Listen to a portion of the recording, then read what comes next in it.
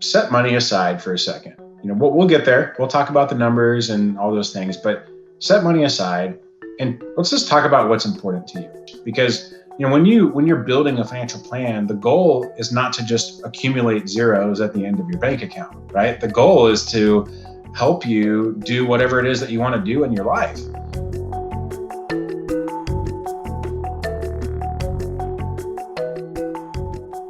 Financial planning is a process designed to help you reach your life and financial goals.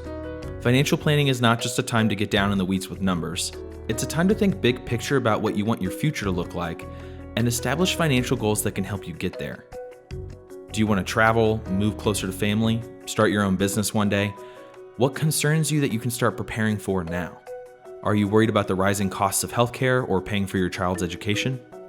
It's key that you ask yourself these questions in a way that makes you excited about your desired future and taking action on it. It actually becomes enjoyable to begin to plan the future for you and your family. And it also doesn't require a ton of sacrifice, which people think she's going to put me on a budget. That means it's going to limit what I can do, limit my enjoyment. It actually doesn't.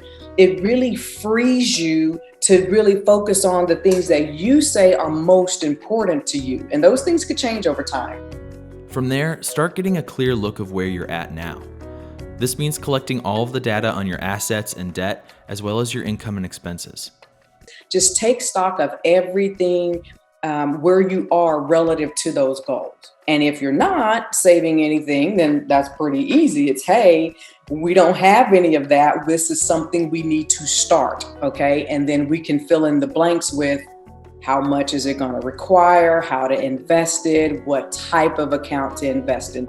Once you've compiled and organized all of that information, the next step is to figure out where you want to go from here and turn those vision statements into numbers and dates. Savings goals, investment targets, retirement date, and other goals should be listed and prioritized. Start with your needs, then include your wants and wishes. The more specific you are when defining these goals, the more actionable they'll be. I think it's breaking it up in pieces, and that is achievable once you have prioritized and defined what are the most near-term objectives that need to be addressed. If you generalize the goal, it's going to take longer and you're definitely going to keep pushing it aside. I did that myself, so I definitely know what that is like. With all of this in front of you, you can begin to prioritize your goals based on how important they are and the time it would take to reach them. These decisions will shape your journey from here to where you hope to be. For those that are further off course than they thought, it's important that you face any hard choices and make your needs the top priority. Sometimes the fear of doing the plan and putting everything in black and white is more of an impediment than anything. Sometimes the plan turns out much better than you anticipate, and it may not, okay? But what I'm saying is we won't know until we put the plan together, and then we can, rather than living in denial or just having a fear of facing what the reality is going to be, now we can know.